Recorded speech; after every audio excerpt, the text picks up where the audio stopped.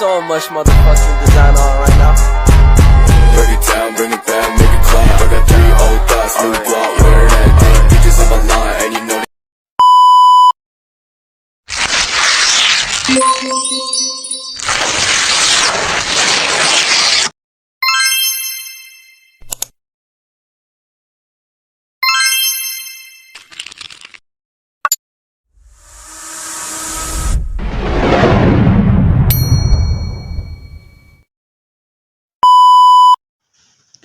Assalamualaikum warahmatullahi wabarakatuh. Perkenalkan, nama saya Putri Dwi Rahma Saragi dengan NIM 2522068.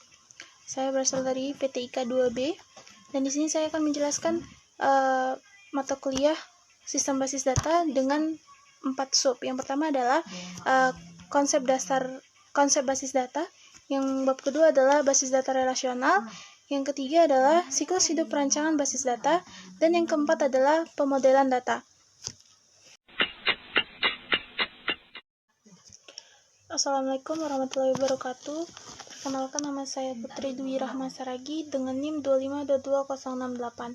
Saya dari kelas PTIK 2B dan di sini saya akan mereview atau menjelaskan kembali mata kuliah sistem basis data dari bab 1 sampai bab 4. Nah, yang bab pertama adalah itu mempelajari tentang konsep basis data, bab kedua itu adalah basis data relasional, bab ketiga adalah siklus hidup perancangan basis data, dan bab keempat adalah pemodelan data. Baiklah, langsung saja ke pembahasan pertama, yaitu adalah perkembangan basis data. Nah, sejarah sebuah basis data diawali pada tahun 1960. Pada tahun tersebut, Charles Beckman membuat sebuah desain DBMS pertama yang disebut dengan penyimpanan data terintegrasi. Desain DBMS tersebut berbentuk sebuah model jaringan basis data atau network database. Lalu, pada akhir tahun 1980 dan permulaan tahun 1990, banyak bidang sistem basis data dikembangkan. Penelitian di bidang basis data meliputi bahasa query yang powerful, model data yang lengkap, dan penekanan pada dukungan analisis data yang kompleks. Sistem diperluas dengan kemampuan menyimpan tipe data baru, misalnya image dan teks, serta kemampuan query yang kompleks. Baik, yang kedua adalah definisi basis. Basis itu adalah markas atau gudang atau tempat berkumpul dalam kehidupan sehari-hari. Nah, basis ini bisa dikatakan sebuah rumah, tempat kita bernaung, atau sebuah markas dalam militer. Lalu data itu adalah representasi atau mewakili fakta dunia yang meliputi subjek atau objek. Contohnya itu manusia, benda, kejadian, dan lain-lain yang disimpan dalam bentuk teks, angka, ataupun gambar.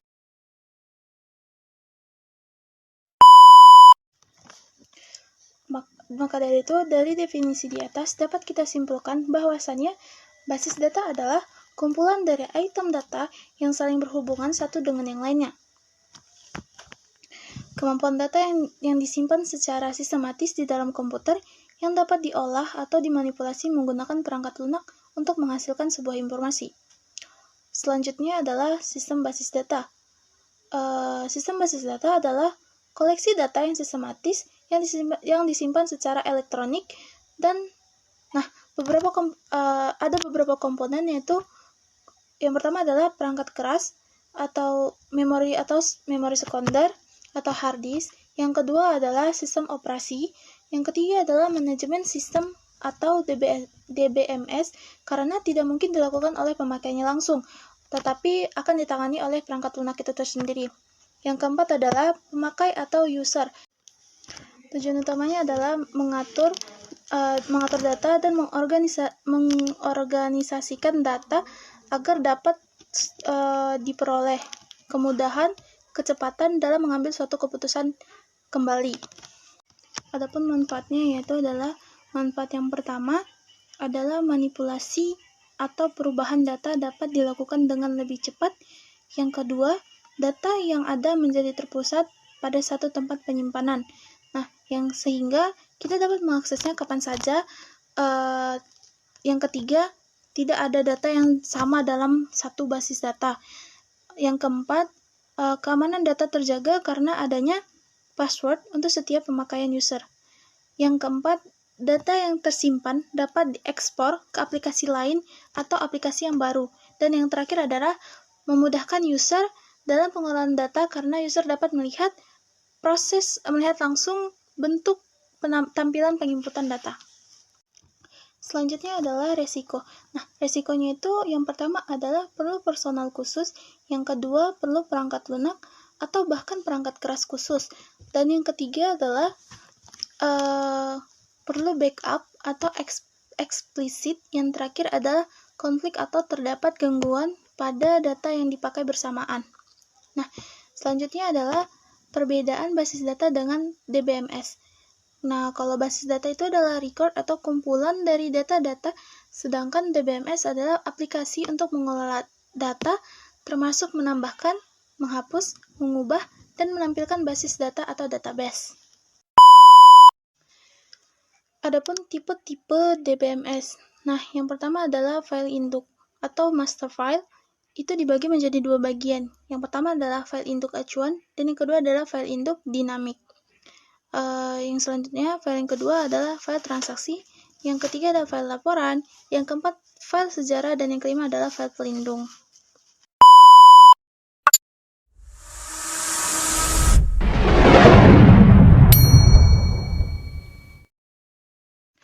Baiklah, kita masuk ke dalam materi selanjutnya, yaitu basis data dan rasional. Nah, pengertiannya itu adalah merupakan suatu cara untuk mengelola data secara fisik ke dalam memori yang kegunaannya itu yang pertama adalah bentuknya itu sederhana. Nah, yang kedua itu mudah untuk melakukan berbagai operasi data. Selanjutnya, istilah dalam basis data relasional. Yang pertama ada relasi. Artinya itu sebuah tabel yang terdiri dari beberapa kolom dan baris. Dan yang kedua adalah atribut, artinya sebuah kolom yang ada pada tabel relasi. Yang ketiga adalah tuple atau sebuah baris yang ada pada tabel relasi. Dan yang keempat adalah domain atau artinya kumpulan nilai yang valid untuk satu atau lebih atribut. Yang terakhir, yang kelima adalah derajat atau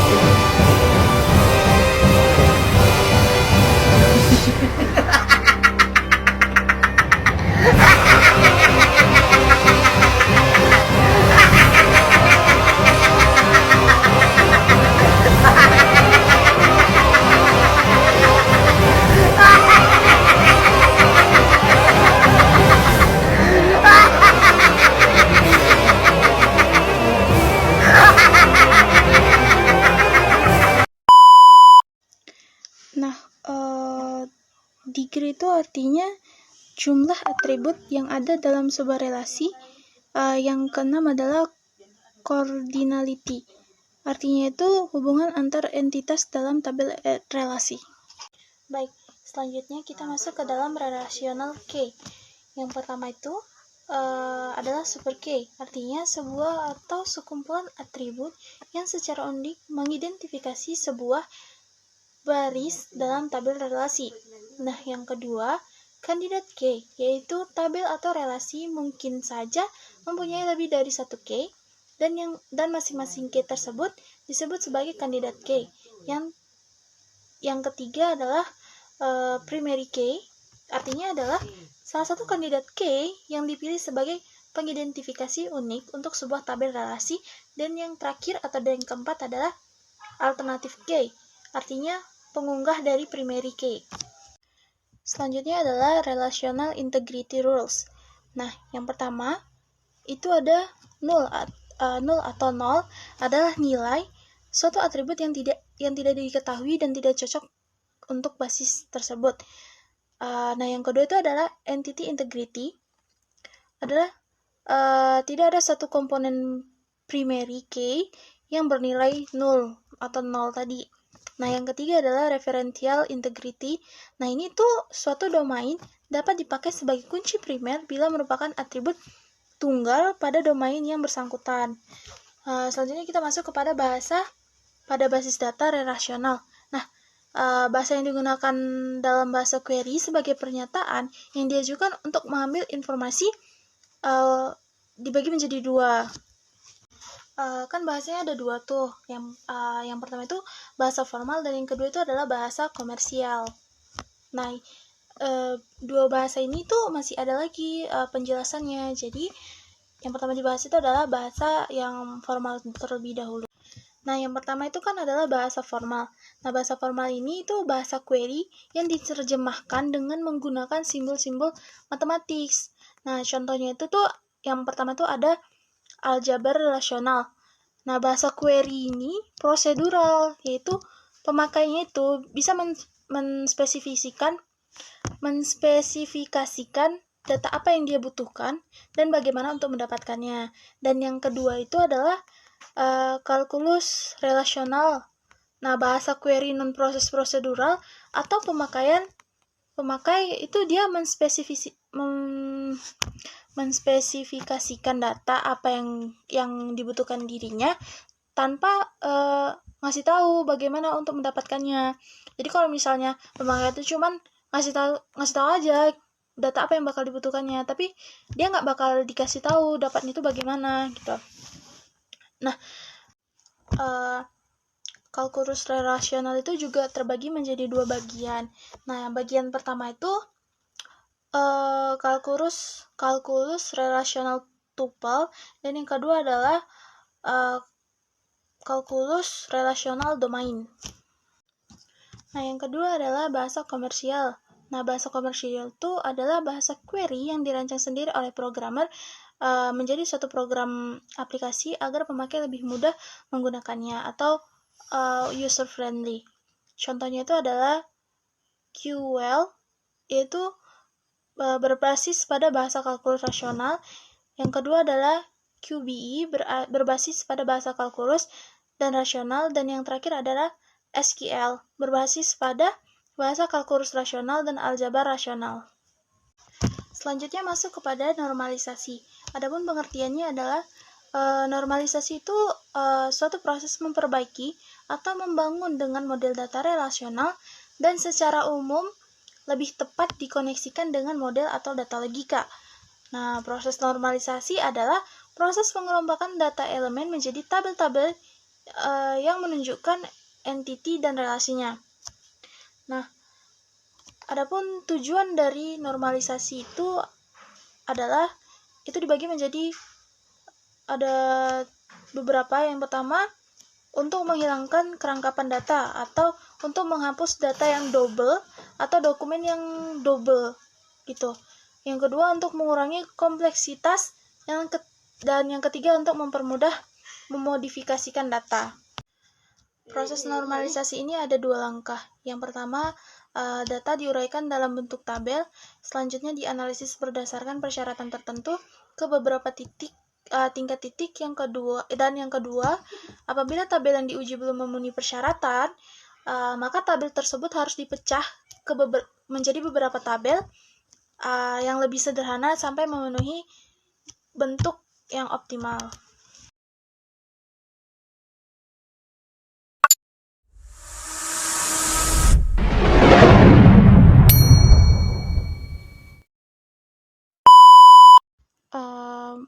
Perancangan database atau database planning itu merupakan aktivitas manajemen yang memungkinkan tahapan dari database application life cycle direalisasikan seefektif dan seefisien mungkin. Titik perencanaan database harus terintegrasi dengan keseluruhan sistem strategi, sistem informasi, dan organisasi. Nah, terdapat 3 hal pokok yang berkaitan dengan strategi sistem operasi, yaitu yang pertama, identifikasi rencana dan sarana atau goals dari enterprise, termasuk mengenai sistem informasi yang dibutuhkan. Yang kedua, evaluasi sistem informasi yang ada. Selanjutnya itu menetapkan kelebihan dan kekurangan yang dimiliki. Terus yang ketiga itu adalah penaksiran kesempatan yang mungkin memberikan keuntungan kompetitif. Metodologi untuk mengatasi hal seperti tadi adalah mission statement. Mission statement itu untuk database project mendefinisikan tujuan utama dari aplikasi database. Lalu database planning itu di mission objective. Nah, ketika mission statement telah didefinisikan, maka mission objective didefinisikan juga. Terus itu ada setiap objektif atau tujuan untuk mengidentifikasikan tugas khusus yang harus dilakukan oleh database. Terus database lainnya juga harus menyertakan pengembangan standar-standar yang menentukan yang pertama itu bagaimana data akan dikumpulkan, yang kedua itu bagaimana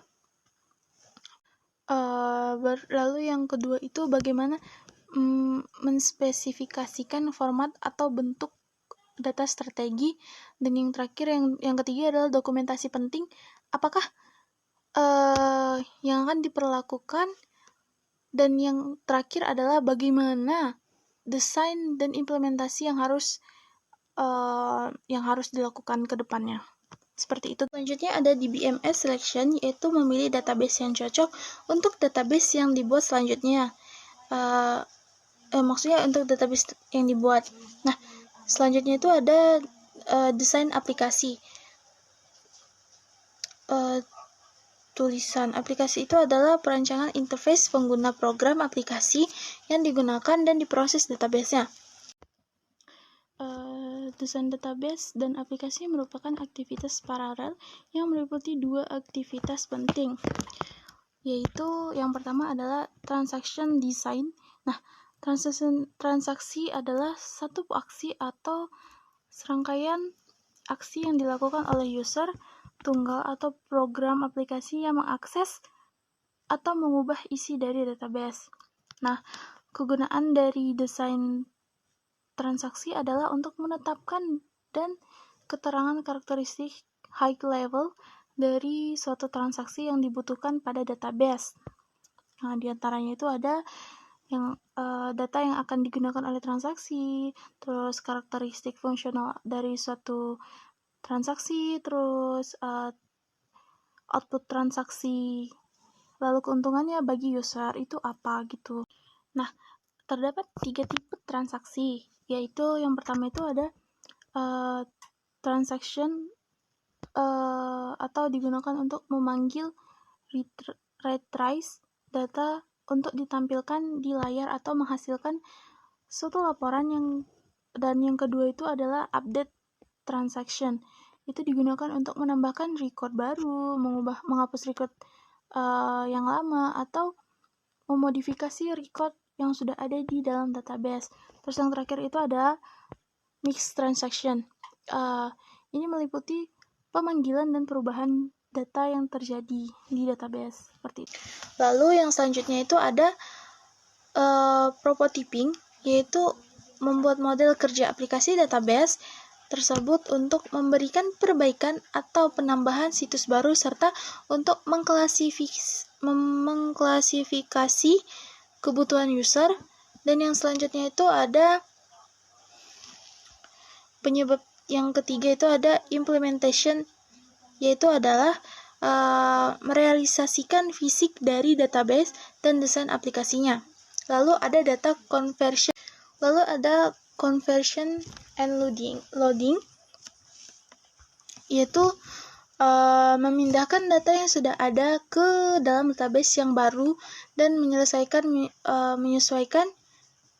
aplikasi yang ada agar dapat digunakan pada database yang baru.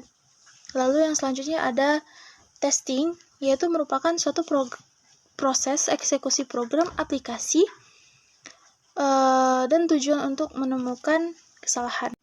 Nah, yang terakhir itu ada operational maintenance, merupakan proses pengawasan dan pemeliharaan sistem setelah instalasi, meliputi yang pertama itu pengawasan performa sistem, dan yang kedua pemeliharaan dan pembaharuan aplikasi database, Yang ketiga itu ada penggabungan kebutuhan baru ke dalam aplikasi database. Nah, masuk ke dalam prinsip-prinsip perancangan basis data. Prinsip dari database secara umum adalah integritas atau menyatu. Nah, maka antara suatu file dengan file yang lain atau table dengan table yang lain harus saling berhubungan. Sedangkan model logika atau logika data modeling adalah suatu teknik untuk menjelaskan dengan baik struktur informasi bisnis dan aturan-aturan sebagai masukan pada proses rancangan database. Nah, ada beberapa hal yang perlu diperhatikan dalam merancang database. Yang pertama itu adalah perspektif globalnya atau keseluruhan itu bisa dikatakan harus dipandang dari sisi keseluruhan sistem. Seperti itu. Nah, contohnya itu kan di database akademik. Nah, di database akademik itu kan pastinya ada bagian jurusan, bagian KRS mahasiswa, dosen, mahasiswanya, terus ada mata kuliahnya. Lalu kalau misalnya di bagian keuangan itu ada pembayaran gaji, karyawan, terus SPP yang harus dibayar oleh mahasiswa. Nah, kalau yang di bagian dosen itu ada tampilan KRS, terus ada mahasiswa, bimbingan, terus ada mata kuliah yang harus diajarnya. Terus kalau misalnya di dalam data tersebut ada permasalahan pada sistem, maka harus dicek, harus dipandang dari keseluruhan sistemnya. Yang kedua, gunakan perancangan atas bawah. Itu artinya perancangan itu harus dari atasan terlebih dahulu, baru menyusun sampai akhir, sampai bawah. Kalau misalnya dari bawah dulu baru ke atas, maka setiap bagian akan cenderung mengemukakan masalahnya sendiri-sendiri. Nah, lalu yang ketiga itu adalah berikan informasi secara selektif untuk setiap level atau tingkatan dan berikan informasi yang sesuai. Bahwa untuk tingkat manajer, berikan laporan keuntungan saja, sedangkan laporan per hari, laporan absensi, kegiatan rutin untuk karyawan tidak perlu diberikan. Lalu yang keempat itu adalah memberikan database yang berbeda untuk manajemen yang berbeda. Nah, contohnya itu adalah kepala program studi. Harus mengetahui perkembangan seluruh mahasiswa dari kelas A sampai kelas seterusnya, kelas sampai akhir. Terus nama-namanya, orangnya, terus mengetahui mata kuliahnya, memberikan mata kuliah, lalu kepada dosen-dosen. Lalu yang kedua itu ada untuk dosen biasa. Nah, itu sebagai dosen pembimbing sajakah atau hanya menjalankan kebijakan kepala program studi.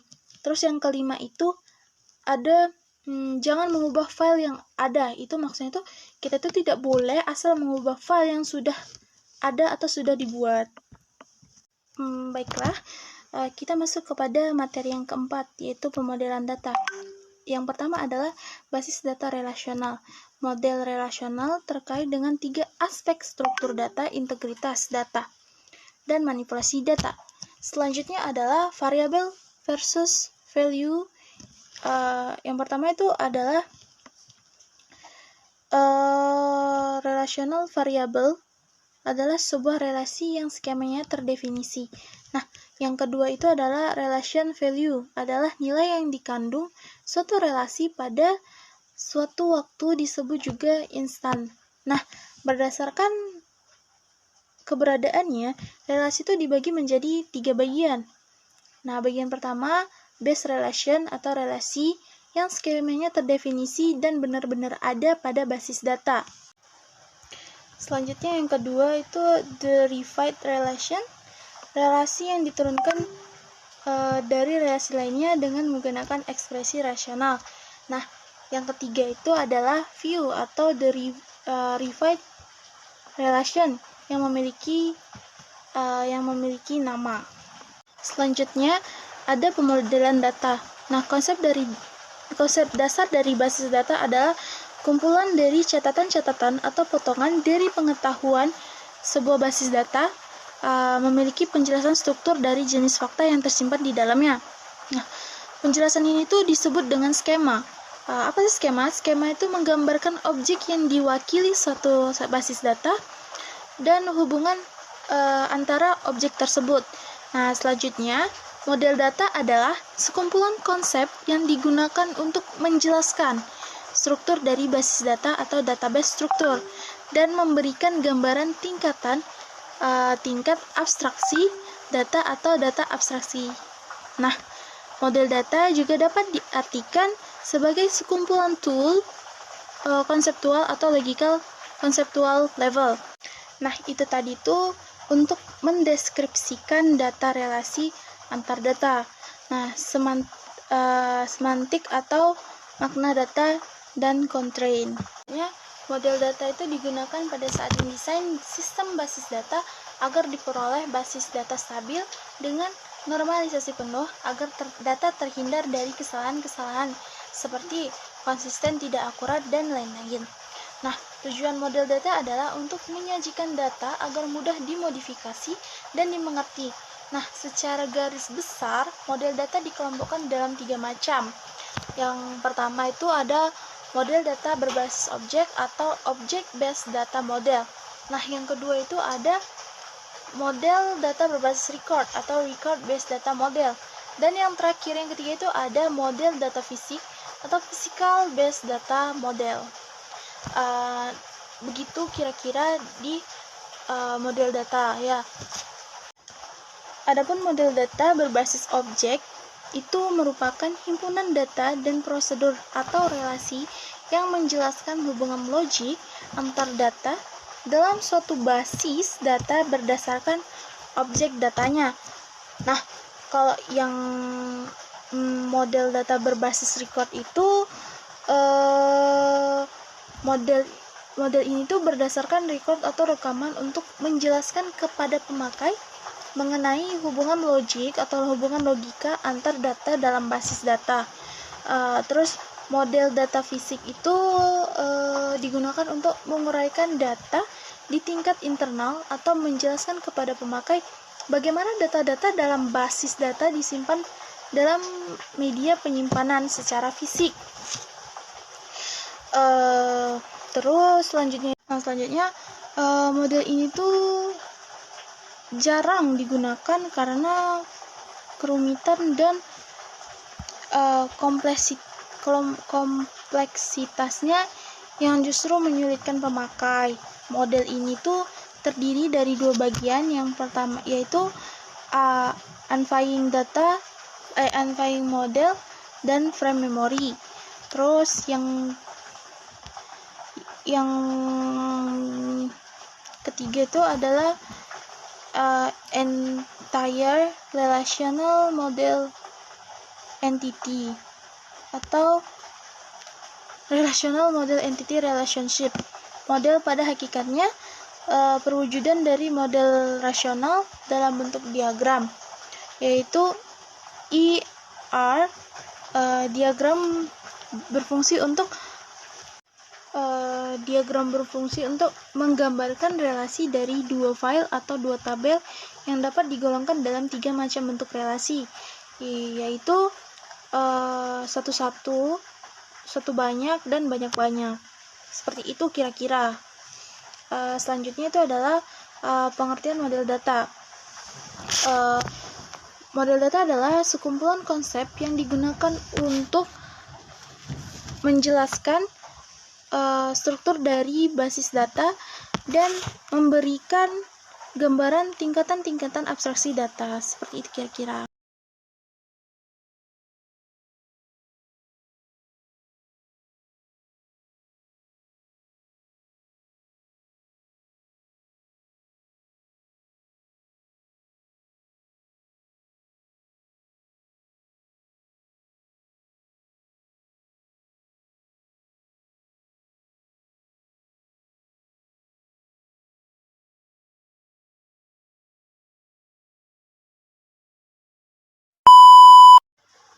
Nah, mungkin hanya itu yang bisa saya sampaikan di video kali ini.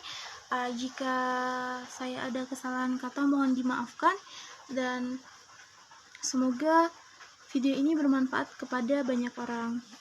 Saya akhiri. Wabillahi taufiq wal hidayah. Wassalamualaikum warahmatullahi wabarakatuh. Sekian dan terima kasih.